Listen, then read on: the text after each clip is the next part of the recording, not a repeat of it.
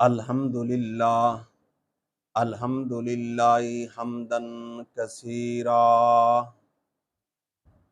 اللہ تبارک و تعالیٰ کا لاکھ لاکھ احسان ہے جس رب العالمین نے مجھے اور آپ کو اہل سنت والجماعت کے ساتھ اپنا تعلق رکھنے کی توفیق عطا فرمائی ہے۔ اللہ تعالیٰ سے دعا ہے اللہ رب العالمین مجھے اور آپ کو مرتے دم تک انہی کے ساتھ رہنے کی توفیق عطا فرمائے۔ سامعین محترم، دوستوں، بزرگوں اور عزیز نوجوان بھائیوں، ایک صاحب نے سوال کیا ہے کہ ہمارے پاکستان کے اندر رہنے والے اہل حدیث جن کو ہم غیر مقلد کہتے ہیں، ان کا اہل سنت والجماعت کے ساتھ کیا فرق ہے؟ تو آج کی اس مختصر سی نشست میں آپ حضرات کے سامنے میں وہ فرق بیان کرنا چاہتا ہوں کہ اہل سنت والجماعت کا اور غیر مقلدین کا آپس میں کتنا فرق ہے۔ نمبر ایک، اہل سنت والجماعت کے نزدیک اللہ ہر جگہ پہ حاضر ناظر ہے، اور غیر مقلدین کے نزدیک اللہ عرش پر ہے، ہر جگہ پہ موجود نہیں۔ نمبر دو، اہل سنت والجماعت کے نزدیک حضرت نبی کریم صلی اللہ علیہ وسلم وحی سے بولیں تو بھی قابل حجت ہے، اور اگر بغیر وحی کے کوئی حکم صادر فرمائیں تو بھی حجت ہے، اس کو ماننا ضروری ہے۔ جبکہ غیر مقلدین کے نزدیک اگر نبی وحی سے بول کر ہمیں کوئی بات بتائیں وہ تو قابل حجت ہے، اور اگر بغیر وحی کے کوئی بات بتلائیں تو وہ ہمارے نزدیک قابل حجت نہیں ہے۔ دو فرق۔ نمبر تین، اہل سنت والجماعت کے نزدیک اقوال صحابہ حجت ہیں، جبکہ غیر مقلدین کے نزدیک اقوال صحابہ حجت نہیں ہیں۔ نمبر چار، اہل سنت والجماعت کے نزدیک فہم صحابہ حجت ہے، اور غیر مقلدین کے نزدیک فہم صحابہ حجت نہیں۔ نمبر پانچ، اہل سنت والجماعت کے نزدیک نماز میں ہاتھ کانوں کی لو تک اٹھانا چاہیے، جبکہ غیر مقلدین کے نزدیک کندھوں تک ہاتھ اٹھانا یہ ضروری ہے۔ نمبر سات، اہل سنت والجماعت کے نزدیک امام کا قرآن مقتدی کے لیے بھی کافی ہے، مقتدی کو امام کے پیچھے قرآن پڑھنے کی ضرورت نہیں ہے، جبکہ غیر مقلدین کے نزدیک امام کا قرآن مقتدی کے لیے کافی نہیں ہے، بلکہ مقتدی کو علیحدہ اپنا قرآن پڑھنا چاہیے۔ نمبر آٹھ، اہل سنت والجماعت کے نزدیک نماز میں رکوع کو جاتے، رکوع سے سر اٹھاتے ہوئے، اور تیسری رکعت کے شروع میں رفع یدین نہیں کرنا چاہیے، جبکہ غیر مقلدین کے نزدیک رکوع کو جاتے ہوئے، رکوع سے سر اٹھاتے ہوئے اور تیسری رکعت کے شروع میں رفع یدین کرنا ضروری ہے۔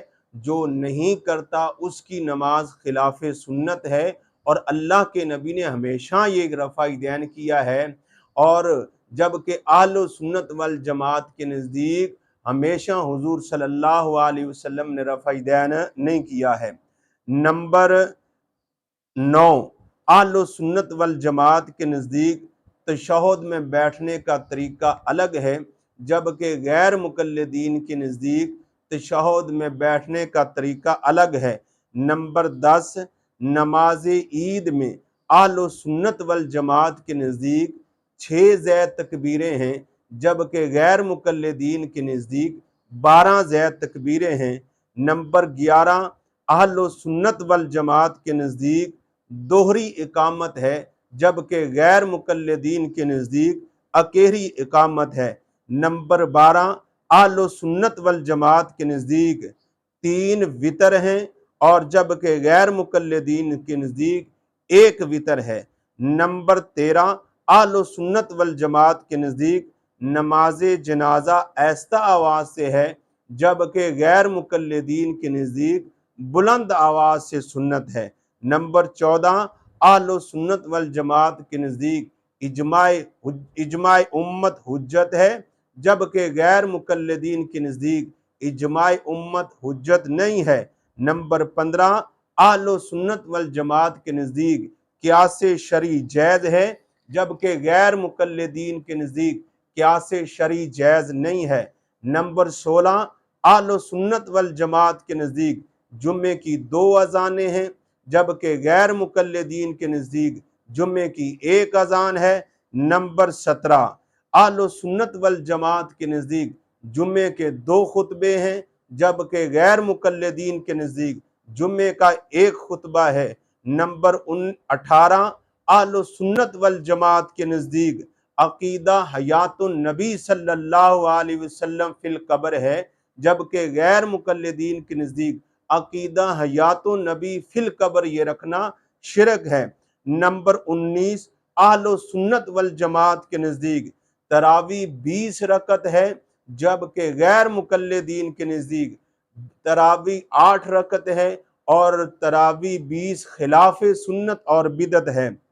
نمبر 20، اہل سنت والجماعت کے نزدیک ایک مجلس میں دی گئی 3 طلاقیں اکٹھی وہ 3 ہوتی ہیں، جبکہ غیر مقلدین کے نزدیک ایک مجلس کی 3 طلاقیں 3 نہیں ہیں بلکہ وہ 1 ہے۔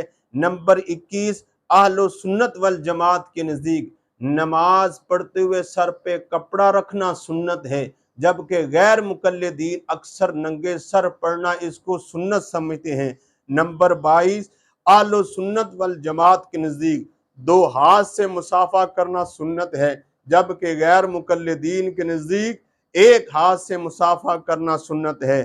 نمبر 23، اہل سنت والجماعت کے نزدیک قربانی کے جانور مخصوص ہیں، جن کا تذکرہ قرآن میں بھی ہے، جن کا تذکرہ نبی کے فرمان میں بھی ہے، جن کا تذکرہ اجماع امت میں بھی ہے، جن کا تذکرہ صحابہ کے فتاوی جات میں بھی ہے، جبکہ غیر مقلدین کے نزدیک ایسے جانوروں کی قربانی کرنا بھی جائز ہے جو نہ قرآن سے ثابت ہے نہ نبی کے فرمان سے ثابت ہے۔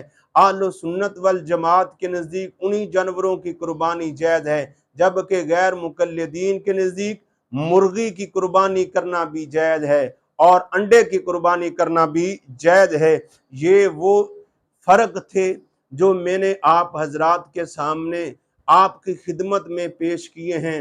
نماز عید کا طریقہ ہمارا ان سے جدا، نماز جنازہ کا طریقہ ہمارا ان سے جدا، اذان و اقامت میں فرق، اور اسی طرح نماز پڑھنے میں فرق، اور اسی طرح خطبہ عیدین میں فرق، اور تکبیرات عیدین میں، اور اسی طرح کتنے مسائل ہیں جن میں ہمارا اور غیر مقلدین کا زمین و آسمان کا فرق ہے۔